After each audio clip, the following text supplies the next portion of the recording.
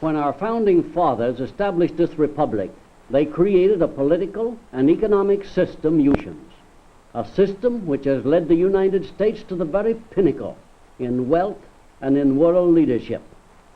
This series of programs is being presented to us understand better our American way of life. For today's topic now, a group of young people at the National Education Program Workshop in Searcy, Arkansas. At the classroom lectern is Dr. Clifton L. Gaines, Jr., historian.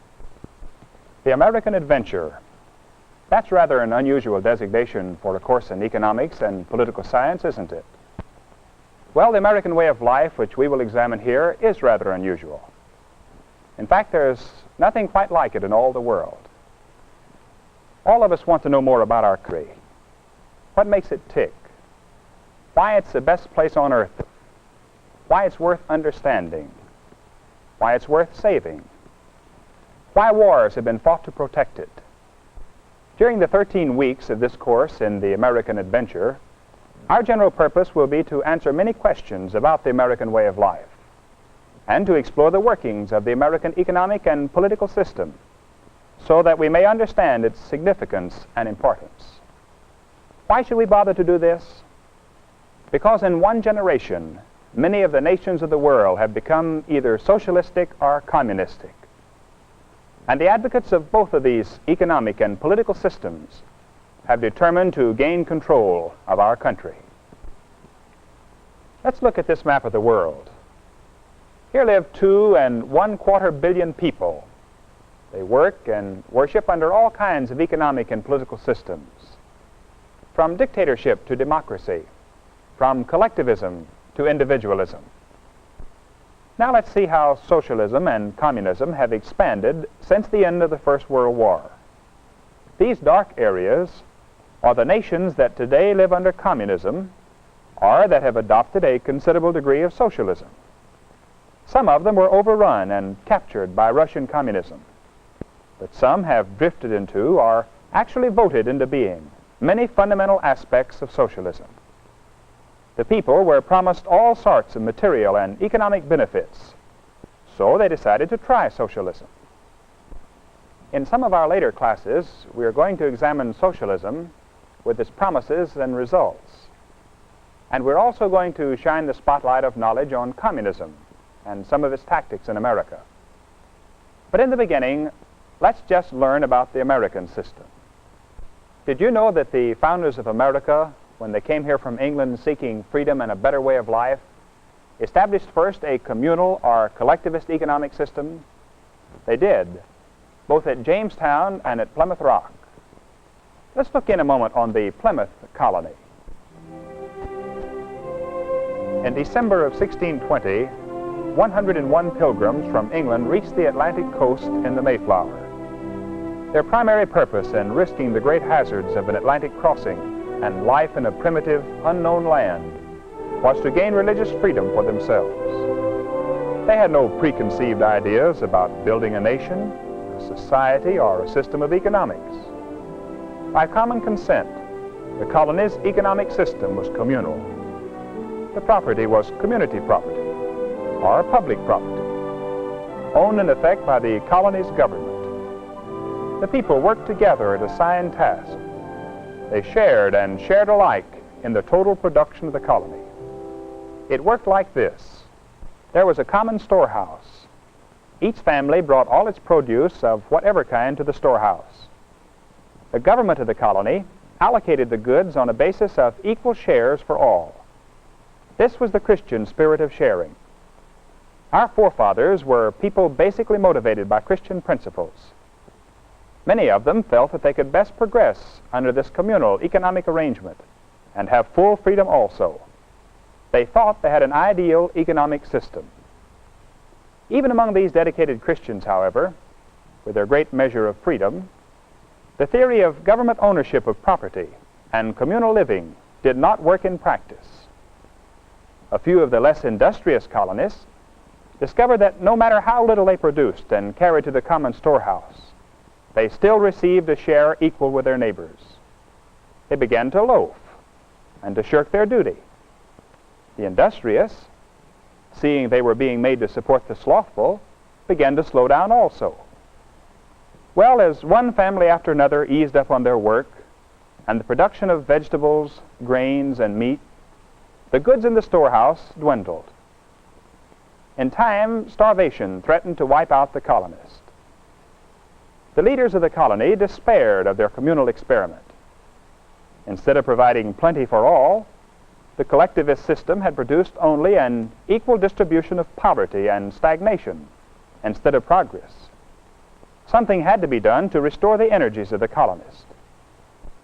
Either a way must be found to stimulate work and production through voluntary willingness of everyone, or the colonists would have to resort to the type of coercive measures based on force, which have been a part of human history for thousands of years. The Plymouth colonists did not want to force labor with police power. That was one way of doing it, but they believed that freedom was a godly heritage for all mankind. And they had fled from the old to the new world seeking this freedom. So when the communal or collectivist system carried them toward starvation, the governmental and religious leaders together proposed the establishment of the basic law of private property and the fundamental principle of self-reliance. Every able-bodied man was to become responsible for his family. The community-owned or government-owned farmlands and pastures would be parceled out for private ownership. People would exchange goods and services among themselves, according to their abilities and desires. The industrious and the lazy alike would have to work or would suffer a self-inflicted penalty, one of hunger and disgrace. From this time forth, the people possessed their own property. Thus at Plymouth was established this fundamental characteristic of American philosophy, just the opposite of the public ownership system of socialism and communism. Did it change things for the better at Plymouth Colony? It certainly did. The change in ownership and responsibility from government to the individual citizen marked the beginning of progress in the colony. It helped to establish the foundation of the American economic system. William Bradford, governor of the Plymouth Colony, wrote in his diary that when the system of private ownership was established and self-reliance became the rule, the housewife came out of her kitchen and the children gave up some of their playtime to work in the fields so the family could produce more and have more and live better. The fruit of their labor was theirs. No wonder they were willing to work. Who can deny the power of that incentive which is based upon the right to own property and to keep the proceeds of one's labor? That which happened at Plymouth had also happened at Jamestown 12 years earlier. Students of history will recall the colorful interludes at Jamestown, with such leading romantic characters as Captain John Smith and Princess Pocahontas, the Indian maid who saved his life from the anger of an Indian chief. But so many people pass over the historic fact that a communal economic system was established at Jamestown, with a common storehouse and equal shares for all. It failed miserably, just as it did at Plymouth. At Jamestown, the people almost starved under the communal system. And, as at Plymouth, the establishment of private property and individual responsibility, instead of government property and dependence upon the common storehouse, started the colony on the road to success.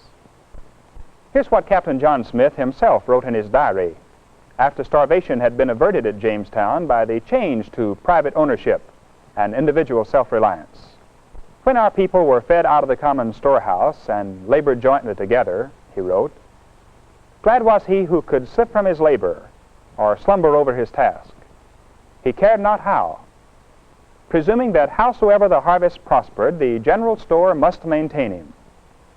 Even the most honest among them, wrote Captain Smith, would hardly take so much true pains in a week under the public ownership and common storehouse system, as now for themselves they will do in a day, so that we reap not so much corn from the labors of 30, as now 3 or 4 will provide for themselves.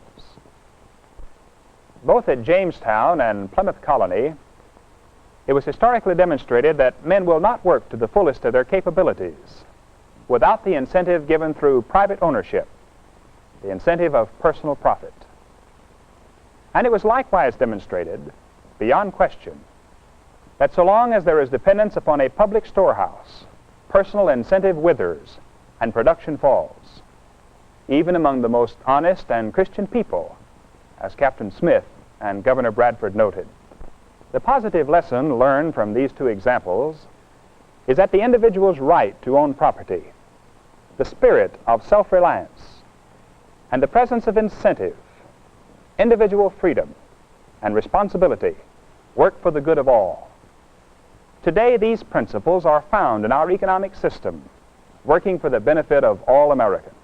In subsequent classes, as we consider other phases of our economic and political life, we will consider the dangers that threaten the continued existence of the principle of private ownership, posing such questions as, is the principle of private ownership being diluted with our permission but without our realization of the danger? And is the pendulum in America swinging back toward public ownership after 350 years of progress unmatched in all the 6,000 years of human history? These are questions worth our consideration, aren't they? And we shall consider them. But for now, class dismissed. The American Adventure Series is a production of the National Education Program, Searcy, Arkansas. Dr. George S. Benson, Director. Dr. Clifton L. Gaines